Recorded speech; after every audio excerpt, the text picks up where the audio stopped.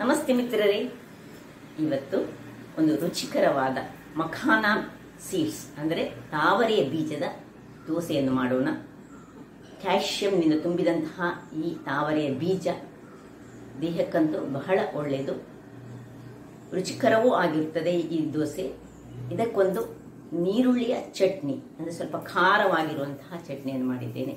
ಹಾಗಾದರೆ ಈ ಒಂದು ದೋಸೆ ಹಾಗೂ ಚಟ್ನಿಯನ್ನು ಹೇಗೆ ಮಾಡುವುದನ್ನು ನೋಡುವ ಮೊದಲು ಯಾರೆಲ್ಲ ನನ್ನ ಚಾನಲನ್ನು ನೋಡ್ತಿದ್ದೀರಿ, ಯಾರೆಲ್ಲ ಇನ್ನೂ ಸಬ್ಸ್ಕ್ರೈಬ್ ಮಾಡಿಲ್ಲ, ದಯವಿಟ್ಟು ಸಬ್ಸ್ಕ್ರೈಬ್ ಮಾಡಿ ಸಪೋರ್ಟ್ ಮಾಡಿ ಅಂತ ಹೇಳುತ್ತಾ ಬನ್ನಿ ಅಡಿಗೆ ಮನೆಗೆ ಹೋಗೋಣ.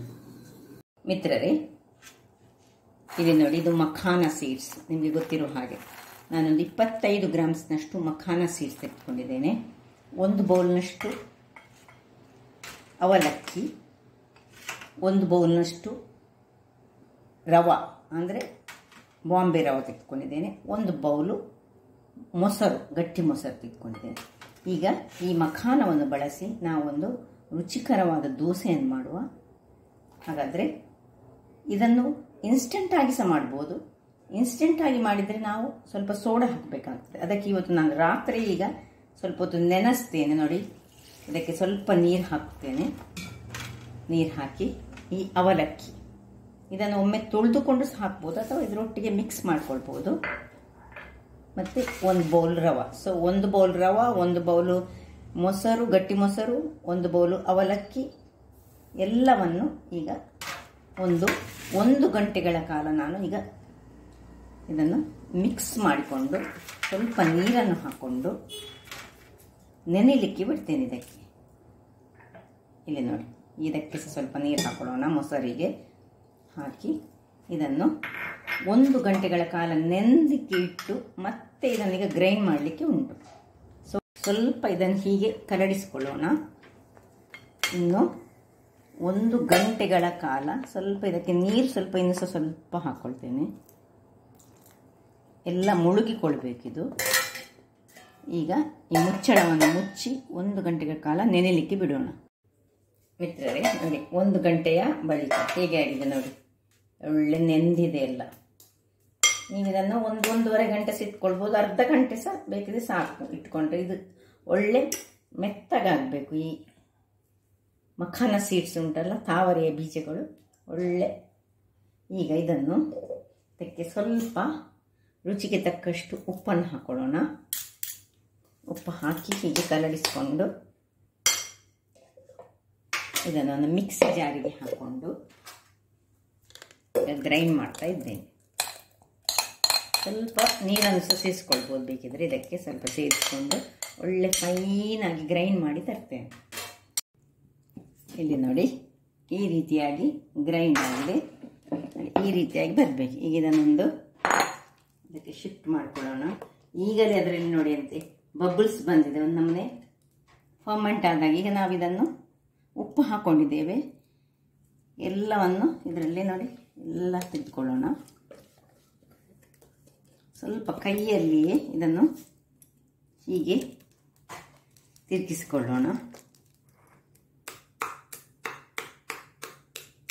ಇದು ಫರ್ಮೆಂಟ್ ಆಗಲಿಕ್ಕೆ ನಾವು ಇನ್ನು ಈಗ ರಾತ್ರಿ ಬೆಳಿಗ್ಗೆ ತನಕ ಫರ್ಮೆಂಟ್ ಆಗಲಿ. ಒಂದು 7ರಿಂದ 8 ಗಂಟೆ. ನೀವು ಬೆಳಿಗ್ಗೆ ಮಾಡಿದರೆ ಸಂಜೆ ಹೊತ್ತಿಗೆ ಇದರ ದೋಸೆ ಮಾಡಿದರೆ ಆಯಿತು, ಅಥವಾ ಮಧ್ಯಾಹ್ನದ ಹೊತ್ತಿಗೆ ಸಹ ಮಾಡ್ಬೋದು. ಒಂದು 7-8 ಗಂಟೆಗಳ ಕಾಲ. ಸಪೋಸ್ ನಿಮಗೆ ಇನ್ಸ್ಟೆಂಟಾಗಿ ಮಾಡಬೇಕಿದ್ರೆ ನೀವು ಒಂದು ಸೋಡಾ ಅಥವಾ ಯಾವುದಾದ್ರೂ ಬೇರೆ ಏನಾದರೂ ಹಾಕ್ಕೊಳ್ಬೇಕಾಗ್ತದೆ. ಈಗ ಇದನ್ನೀಗ ಫರ್ಮೆಂಟ್ ಆಗಲಿಕ್ಕೆ ಇಟ್ಕೊಳ್ಳೋಣ. ವೀಕ್ಷಕರೇ, ನಿನ್ನೆ ರಾತ್ರಿ ಕಲಸಿಟ್ಟಂತಹ ಅಷ್ಟೇನು ಹಾಗೆ ಉಬ್ಬಿ ಬರುವುದಿಲ್ಲ ನೋಡಿ, ಈ ರೀತಿಯಲ್ಲಿ ಬರ್ತದೆ. ಇದು ಮಖಾನಾ ಬೀಜ ಅಂದರೆ ತಾವರೆ ಬೀಜವನ್ನು ಹಾಕಿ ಮಾಡಿದಂತಹದ್ದು. ಈಗ ಇದನ್ನು ಸೈಡಿಗೆ ಇಟ್ಕೊಂಡು ಇದಕ್ಕೊಂದು ರುಚಿಕರವಾದ ಸ್ವಲ್ಪ ಖಾರದಲ್ಲಿ ಬರುವಂತಹ ಚಟ್ನಿ ಮಾಡೋಣ. ಇಲ್ಲಿ ನೋಡಿ, ನೀರುಳ್ಳಿಯ ಚಟ್ನಿ ಮಾಡ್ತಿದ್ದೇನೆ ನಾನೀಗ. ನೀರುಳ್ಳಿ 2 ಸಣ್ಣ ಸಣ್ಣ ನೀರುಳ್ಳಿ. ನಿಮ್ಮ ಹತ್ರ ಸಾಂಬಾರು ನೀರುಳ್ಳಿ ಇದ್ದರೆ ಒಂದು 4 ತೆಗೆದುಕೊಳ್ಳಿ, ಅದು ಸಹ ಒಳ್ಳೆಯದಾಗ್ತದೆ. ಸಾಂಬಾರು ನೀರುಳ್ಳಿಯಲ್ಲೇ ಇದೆ ಆ್ಯಕ್ಚುಲಿ ಮಾಡುವಂತಹದ್ದು. ಮತ್ತೊಂದು 6-7 ಮೆಣಸು, ಒಂದು ಅರ್ಧ ಬೌಲ್ನಷ್ಟು ಮೊಸರು, ಗಟ್ಟಿ ಮೊಸರು, ಒಂದು ಅರ್ಧ ಬಂಚಿನಷ್ಟು ಕೊತ್ತಂಬರಿಯ ಸೊಪ್ಪು, ಮತ್ತು ಒಗ್ಗರಣೆಗೆ ಕಡಲೆಬೇಳೆ, ಉದ್ದಿನಬೇಳೆ, ಸಾಸಿವೆ ಹಾಗೂ ಕರಿಬೇವಿನ ಸೊಪ್ಪು. ಈಗ ಮೊದಲಿಗೆ ನಾವು ಈ ಒಂದು ನೀರುಳ್ಳಿಯನ್ನು ಈ ಮಿಕ್ಸಿ ಜಾರಿಗೆ ಹಾಕೊಳ್ಳೋಣ. ನೀರುಳ್ಳಿಯನ್ನು ಸ್ವಲ್ಪ ಬೇಕಿದ್ರೆ ಕಟ್ ಮಾಡಿಕೊಳ್ಬಹುದು. ನಾವು ಇದನ್ನು ಸಣ್ಣದಾಗಿ ಪೀಸಸ್ ಮಾಡಿ ಸಹ ಹಾಕೊಳ್ಬಹುದು, ಇಲ್ಲದಿದ್ದರೆ ಅದು ಸರಿಯಾಗಿ ಗ್ರೈಂಡ್ ಆಗೋದಿಲ್ಲ. ಸಾಂಬಾರ್ ನೀರುಳ್ಳಿ ಅಂತ ನಾವು ಹಾಕೊಳ್ಬಹುದು.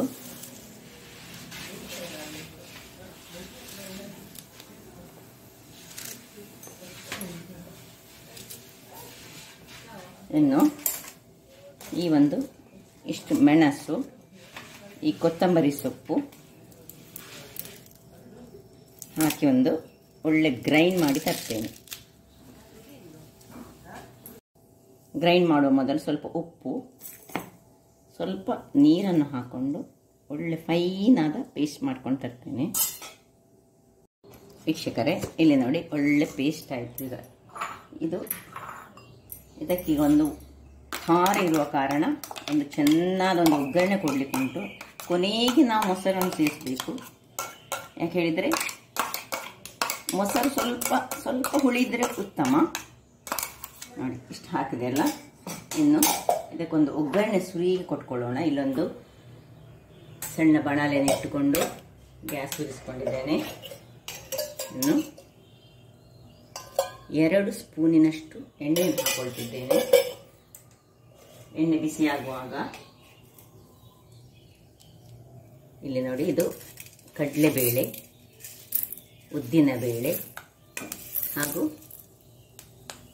ಸಾಸಿವೆ ಚೆನ್ನಾಗಿ ಇದರಲ್ಲಿ ಫ್ರೈ ಆಗಬೇಕು. ಸ್ವಲ್ಪ ಎಣ್ಣೆ ಇದಕ್ಕೆ ಹೆಚ್ಚು ಬೇಕು, ಯಾಕಂದರೆ ನಾವು ಮೆಣಸು ತುಂಬ ಹಾಕೊಂಡಿದ್ದೇವೆ. ಖಾರ ಇರುವ ಕಾರಣ ಎಣ್ಣೆ ಅದನ್ನು ಬ್ಯಾಲೆನ್ಸ್ ಮಾಡಬೇಕು. ಮತ್ತು ಹುಳಿಗೆ ನಾವು ಮೊಸರನ್ನು ಸೇರಿಸ್ಕೊಳ್ತಿದ್ದೇವೆ, ಬೇರೆ ಯಾವ ಹುಳಿಯನ್ನು ಯೂಸ್ ಮಾಡ್ತಾ ಇಲ್ಲ. ಇದೊಂದು ಡಿಫ್ರೆಂಟ್ ಟೈಪ್ ಆಫ್ ಚಟ್ನಿ. ಈ ಒಂದು ದೋಸೆಗೆ ಬಹಳ ಚೆನ್ನಾಗಿ ಸೂಟ್ ಆಗ್ತದೆ. ಈಗ ಇಲ್ಲಿಗೆ ಕರಿಬೇವಿನ ಸೊಪ್ಪನ್ನು ಹಾಕೊಳ್ತಿದ್ದೇನೆ.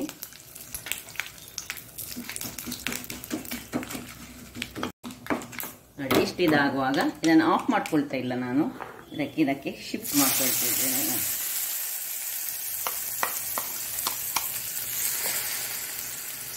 ಈಗ ಇನ್ನು ಇದಕ್ಕೆ ನಾನು ಮೊಸರನ್ನು ಮಿಕ್ಸ್ ಮಾಡ್ತೇನೆ. ಅದರ ಮೊದಲು ಇದೇ ಗ್ಯಾಸ್ನಲ್ಲಿ ನಾವು ಕಾವಲಿಯನ್ನು ಇಟ್ಕೊಳ್ಳೋಣ.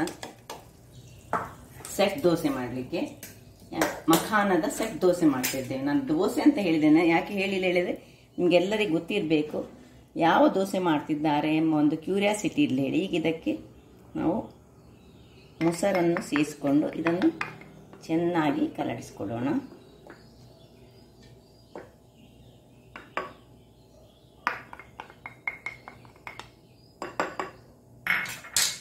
ಇಲ್ಲಿ ಇದು ಬಿಸಿ ಆಗಲಿ. ವೀಕ್ಷಕರೇ,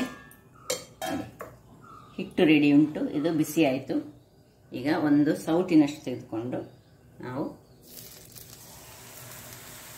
ಜಸ್ಟ್ ಏನು ಅಲ್ಲಾಡಿಸಿದ್ದೇವೆ ಹೀಗೆ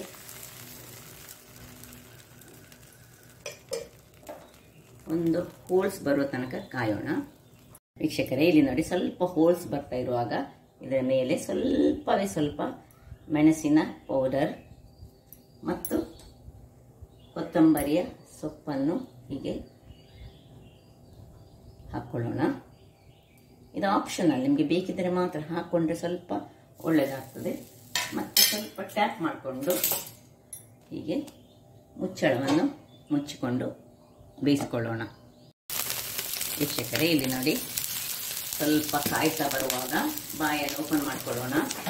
ಈಗ ಇದರ ಮೇಲೆ ತುಪ್ಪವನ್ನು ಸೈಡ್ಸಿಗೆ ಸಹ ಸ್ವಲ್ಪ ತುಪ್ಪ ಹಾಕೊಳ್ಳೋಣ. ಮೊದಲಿಗೆ ಸಹ ಮುಚ್ಚಿಡುವ ಮೊದಲು ಸಹ ಹಾಕ್ಕೊಳ್ಬೋದು. ಇದು ನೋಡಿ, ಈ ಮೊಸರು ಹಾಕಿದ್ರಿಂದಾಗಿ ಸ್ವಲ್ಪ ಪರಿಮಳ ಸಹ ಬೇರೆ ರೀತಿಯಲ್ಲಿ ಉಂಟು. ಮತ್ತು ಮಖಾನ ಅದರಿಂದಾಗಿ ಇದನ್ನು ಸ್ವಲ್ಪ ಅಡಿಮೇಲೆ ಮಾಡ್ಕೊಳ್ಳೋಣ. ನೋಡಿ ಕಲರ್ ನೋಡಿ ಅಂತೆ, ಇದು ಬೇರೆ ಟೈಪ್ನಲ್ಲಿ ಬರುವಂಥದ್ದು. 1-2 ನಿಮಿಷ ಹೀಗೆ ಅಡಿಮೇಲಲ್ಲಿ ಬೇಯಿಸ್ಕೊಳ್ಳೋಣ.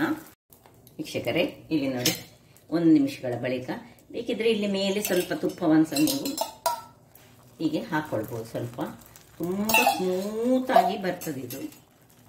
ಆಯಿತು, ರೆಡಿ ಆಯಿತು. ನೋಡಿ ಹೀಗೆ ಬಂದಿದೆ ನೋಡಿ ಯಾವ ರೀತಿಯಲ್ಲಿ. ಸ್ಮೂತ್ ಆಗಿ ಉಂಟು, ಹೇಗೆ ಬಾಯಲ್ಲಿಟ್ಟರೆ ಕರಗುವ ಹಾಗೆ ಉಂಟು. ಅದೇ ರೀತಿ ನೋಡಿ ಒಂದು ನೀವು ಇನ್ಸ್ಟೆಂಟ್ ಆಗಿ ಆಗಾಗಲೇ ಒಂದು ಗಂಟೆ ಮೊದಲು ನೆನೆಸಿಟ್ಟು ಸಹ ಮಾಡ್ಕೊಳ್ಬೋದು. ಅಥವಾ ಇನ್ಸ್ಟೆಂಟ್ ಮಾಡಿದರೆ ಮಾತ್ರ ನೀವು ಏನೋ ಅಥವಾ ಸೋಡಾ ಖಾರವನ್ನು ಹಾಕೊಳ್ಬೇಕಾಗ್ತದೆ. ಹೀಗೆ ಮಾಡೋದು ಸ್ವಲ್ಪ ಈಗ ಬರ್ತದೆ, ಈ ಹೋಲ್ಸ್ ಬರುವ ಮೊದಲೇ ಸಹ ಹಾಕೊಳ್ಬೋದು. ಬಂದ ಮೇಲೆ ಸಹ ನಾವು ಸ್ವಲ್ಪ ಹೀಗೆ ಮೆಣಸಿನ ಪುಡಿಯನ್ನು ಹಾಕೊಂಡು ಕೊತ್ತಂಬರಿ ಸೊಪ್ಪನ್ನು ಸಹ ಹಾಕೊಳ್ಬೋದು. ಇದೆಲ್ಲ ಆಪ್ಷನಲ್, ಬೇಕಿದ್ದರೆ ಮಾತ್ರ ಮಾಡ್ಬೋದು, ಇಲ್ಲದ್ರೆ ಖಾಲಿ ಸಹ ಮಾಡ್ಬೋದು. ಸ್ಮೂತ್ ಆದ ದೋಸೆ ಬರ್ತದೆ. ಮಖಾನ ಬೀಜ ಯಾರು ವೆಯ್ಟ್ ಲಾಸ್ ಮಾಡ್ತಿದ್ದಾರೆ ಅಂಥವರಿಗೆ ಹೇಳಿ ಮಾಡಿಸಿದಂತಹದ್ದು. ಹೇಗೆ ಬಂತು ನೋಡಿ. ಇನ್ನೀಗ ಮುಚ್ಚಳವನ್ನು ಮುಚ್ಚಿ ನೋಡಿ ಹೋಲ್ಸ್ ಬರಲಿಕ್ಕೆ ಶುರುವಾಯಿತು. 2 ನಿಮಿಷಗಳ ಕಾಲ ಬೇಯಿಸ್ಕೊಳ್ಳೋಣ. ವೀಕ್ಷಕರೇ, 2ನೇ ದೋಸೆ ರೆಡಿಯಾಗಿದೆ ನೋಡಿ, ಏನು ಚೆನ್ನಾಗಿ ಬಂದಿದೆ ನೋಡಿ. ಈಗ ಇದನ್ನು ಹೀಗೆ ಅಡಿಮೇಲೆ ಮಾಡದೆ ಸಹ ನಾವು ಯೂಸ್ ಮಾಡ್ಬೋದು, ಬಟ್ ಅಡಿಮೇಲೆ ಮಾಡಿದರೆ ಸ್ವಲ್ಪ ಒಳ್ಳೆ ಕಾಯ್ಕೊಳ್ತದೆ. ವೀಕ್ಷಕರೇ, 2ನೇ ದೋಸೆ ಸಹ ರೆಡಿ ಆಯ್ತು ನೋಡಿ. ಹೇಗೆ ಬಂದಿದೆ ನೋಡಿ. ಎಷ್ಟು ಸಾಫ್ಟ್ ಹೇಳಿದರೆ ಬಾಯಲ್ಲಿಟ್ಟರೆ ಕರಗುವ ಹಾಗೆ ಉಂಟು. ವೆಯ್ಟ್ ಲಾಸ್ ಮಾಡುವವರಿಗಂತೂ ಹೇಳಿ ಮಾಡಿಸಿದಂತಹ ದೋಸೆ. ಮಖಾನ ಸೀಡ್ಸ್ನಿಂದಲೂ ದೋಸೆಯನ್ನು ತಯಾರಿಸ್ಬೋದು. ಇಲ್ಲಿ ನೋಡಿ, ಅದಕ್ಕೆ ತಕ್ಕದಾದ ಒಂದು ನೀರುಳ್ಳಿಯ ಚಟ್ನಿ ಬಹಳ ರುಚಿಕರವಾಗಿ ಬರ್ತದೆ. ಖಾರಕ್ಕೆ ಖಾರ ಸಹ ಉಂಟು. ಈ ಒಂದು ಮಖಾನ ಸ್ವಲ್ಪ ಚಪ್ಪೆ ಎಲ್ಲ, ಅದರಿಂದಾಗಿ ಅದಕ್ಕೆ ಸ್ವಲ್ಪ ಖಾರ ಚಟ್ನಿ ಇದ್ದರೆ ಒಳ್ಳೆಯದಾಗ್ತದೆ. ಅದಕ್ಕೆ ಮೊಸರನ್ನು ನಾನು ಸೇರಿಸ್ಕೊಂಡಿದ್ದೇನೆ. ಹಾಗಾದರೆ ನನ್ನ ಈ ಕುಕಿಂಗ್ ಚಾನಲ್ ನಿಮಗೆ ಇಷ್ಟ ಆದರೆ ಬೋಳೂರು ಸುವರ್ಣ ಚಾನಲನ್ನು ಲೈಕ್ ಮಾಡಿ, ಶೇರ್ ಮಾಡಿ ಹಾಗೂ ಸಬ್ಸ್ಕ್ರೈಬ್ ಮಾಡಿ. ಹಾಗೂ ನನ್ನ ಇನ್ಸ್ಟಾಗ್ರಾಮ್ ಪೇಜನ್ನು ಫಾಲೋ ಮಾಡಿ. ಧನ್ಯವಾದಗಳು.